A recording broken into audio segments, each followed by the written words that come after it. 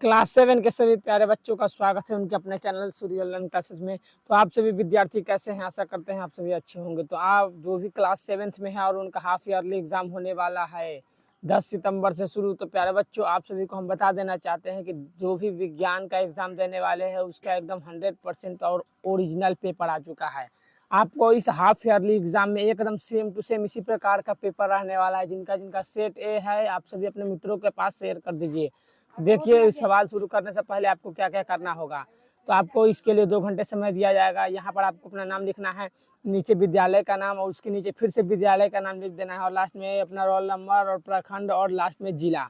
इतना करने के बाद बच्चों आपको क्या करना है, सीधे सवाल पर बढ़ना है। सवाल शुरू करने से पहले आपको यह निर्देश अवश्य पढ़ लेना जरूरी है, नहीं तो फिर बाद में बहुत पछताइएगा।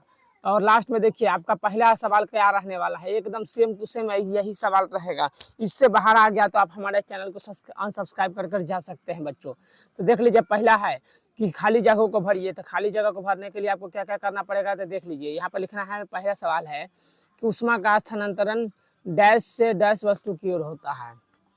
याद रखिएगा, ऊष्मा का जो स्थानांतरण है ना, ऊष्मा का स्थानांतरण कहाँ से कहाँ होता है, तो उच्च से निम्न की ओर होता है। इतना आप जान लीजिए, समझ में आया ना।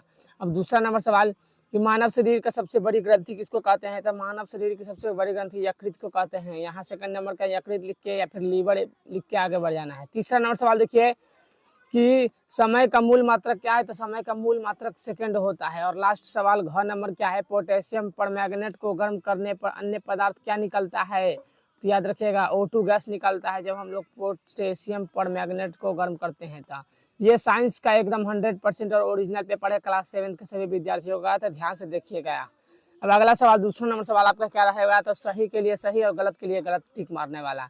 तो क नंबर सवाल है कि लोहे पर जिंक की परत चढ़ाने की प्रक्रिया को क्या कहते हैं, गैल्वेनाइजेशन कहते हैं। तो हाँ, उसको गैल्वेनाइजेशन कहते हैं। तो यहाँ पर सही का टिक लगा देना है।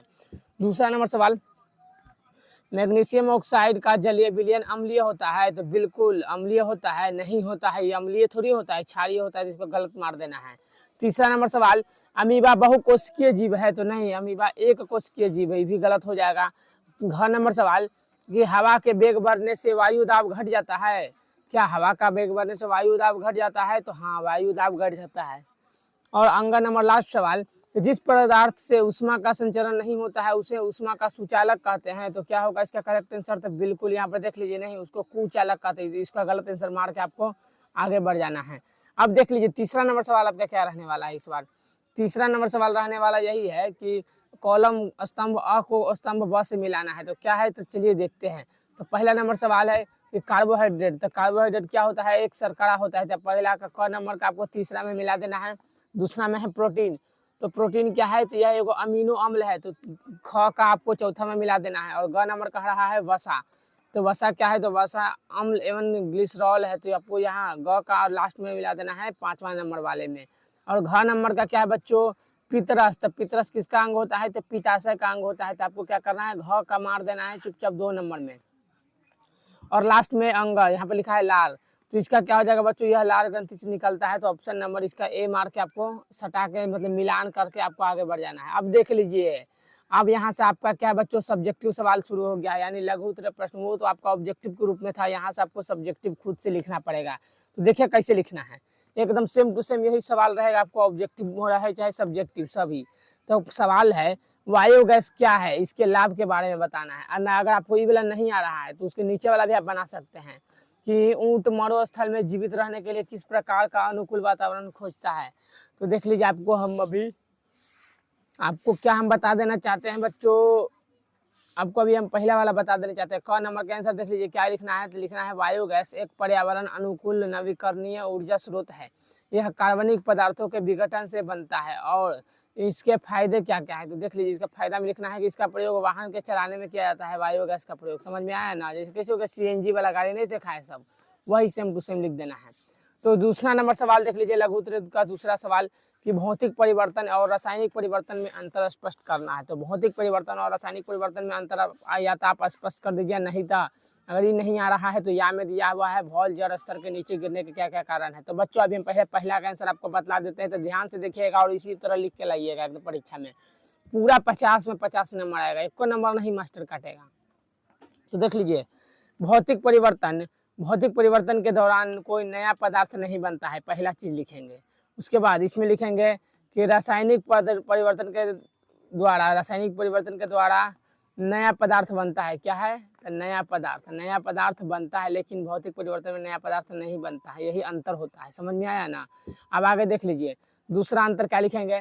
तो रासायनिक परिवर्तन के दौरान एक या एक से अधिक नए पदार्थ बनते हैं। एक से अधिक नए पदार्थ बनता है जब रासायनिक अभिकरण होता है था। अब देखिए 5वां नंबर सवाल आपको कैसे बनाना है। तो बोला है मानव के पाचन तंत्र का नामांकित चित्र बनाइए। या तो आप नामांकित चित्र बना सकते हैं पाचन तंत्र का, अगर नहीं आ रहा है तो क्या करेंगे, तो यहाँ पर फिजिक्स का सवाल दिया हुआ है, आप चाहे तो इसको भी बना सकते हैं। तो देखिए हम आपको दूसरा नंबर बना कर दिखा दे रहे हैं अभी, काहे कि ज़्यादा आसान है। तो देखिए क्या है, तो सबसे पहले लिखेंगे या वाला हम बना रहे हैं, ठीक है। उसके बाद लिखेंगे घर से विद्यालय की दूरी कितना दिया है, 6 किलोमीटर। घर से विद्यालय पहुंचने में कितना समय लगा है, तो 30 मिनट लगा है। समझ में आया ना?